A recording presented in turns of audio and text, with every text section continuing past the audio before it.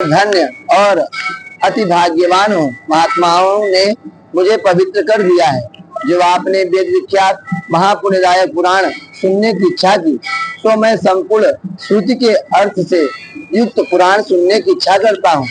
जो सब शास्त्रों का रहस्य पुराणों में श्रेष्ठ है, उसके श्रेष्ठ पद कमल मुनियों की मुक्ति देने वाले प्रणाम करके जिनकी ब्रह्मादि सेवा करते हैं, स्थिति में तत्पर मुनिंद्र जिनका ध्यान करते हैं, उनको प्रणाम कर यह परम उत्तम पुराण रस युक्त विस्तार के साथ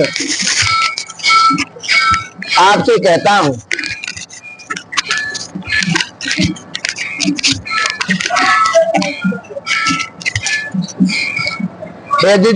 परम भक्ति से यह वेदी पुराण आपके प्रति कहता हूँ, जो वेद मार्ग में सदा आद्य पराविद्या कही जाती है, जो सर्वज्ञ सब बंधन छेदन में निपुण, सबके आशय में स्थित, जिसको जो आत्मा नहीं जान सकते, जिसको मुनि अपने ध्यान में प्रत्यक्ष करते हैं, वो भगवती हमारे ऊपर सदा प्रसन्न होकर सिद्धि की देने वाली है।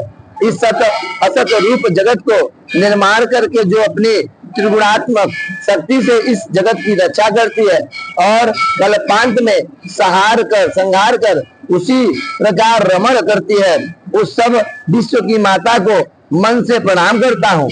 यह वार्ता प्रसिद्ध है कि ब्रह्मा जी संपूर्ण जगत की रचना करते हैं और वेदवादी पुराण ज्ञाता भी इसी वार्ता को स्वीकार करते हैं, परंतु ब्रह्मा जी का जन्म विष्णु की नाभि कमल से हुआ है और उन्हीं की प्रेरणा से ब्रह्मा जी जगत की रचना करते हैं। वह स्वतंत्र नहीं है और प्रलय काल में विष्णु भी शेष की सैया में शयन करते हैं और उनके नाभि कमल से ब्रह्मा का जन्म है। जो भगवान प्रलय काल में शेष जी के आधारता को प्राप्त करते हैं, वह मुरारी किस प्रकार जगत रचना में स्वयं संबोध किए जा सकते हैं। जो एकार व जल सागर है, वह रस रूप में है और बिना पात्र के उसकी स्थिति नहीं है हो सकती। इनके धारण करने में जो शक्ति रूप है, वह सब संसार की जननी को मैं प्रणाम करता हूँ। योग निद्रा से नेत्र के नीचे भगवान विष्णु को कमल में स्थित ब्रह्मा जी ने जिस देवी की स्तुति की थी, प्रसन्न किया था, उसकी मैं शरण में जाता हूँ। उस सगुण निर्गुण मुक्तिदायिनी माया को ध्यान करके संपूर्ण पुराण कथन करता हूँ। हे मुनि, तुम सुनो, यह श्रीमद् भागवत पुराण परम उत्तम है। इसमें 18,000 श्लोक हैं और 12 स्कंद हैं। सब 300 अध्याय व्यास ने कहे हैं। उसमें पहले स्कंद में 20, दूसरे में 12, तीसरे में 30, चौथे में 25, पांचवें में 35, छठवें में 31, सातवें में 40, आठवें में 24, नौवें में 50, 10वें में 13, 11वें में स्कंद में 24, 12वें में 14। इसी इस प्रकार महात्मा ने संख्या कही है। इसकी 18 सहस्त्र संख्या कही है। सर्ग प्रतिसर्ग वंश मनवंतर वंशानुचरित यह पुराण के लक्षण है। जो निर्गुण सत्य नित्य व्यापक विकृत शिवा है, योग से जानने योग्य सबका आधार जो तुर्या में स्थित है, उसी की सात्विक की राजसी तामसी शक्ति महालक्ष्मी महासरस्वती महाकाली स्त्री है। इन्हीं 3 शक्तियों के देह अंगीकार लक्षण वाला तत्व जो सृष्टि के निमित्त है, तत्व विशारद उसी को सर्ग है। उन शक्तियों को परिणाम स्वरूप हरि ब्रह्मा और शिव इन प्रादुर्भाव पालन उत्पत्ति और संहार रूप होने को तत्सर्ग कहते हैं। सोम सूर्यवंशी राजाओं का चरित्र कीर्तन करना और हिरण्यकश्यप आदि चरित्र कथन वंश है।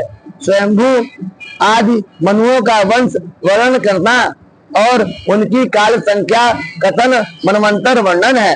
उनके वंश का अनुकथन और वंशाचरित है। इस प्रकार पुराण 5 लक्षण युक्त होता है। व्यास जी ने 1.25 लक्ष भारत कथन किया।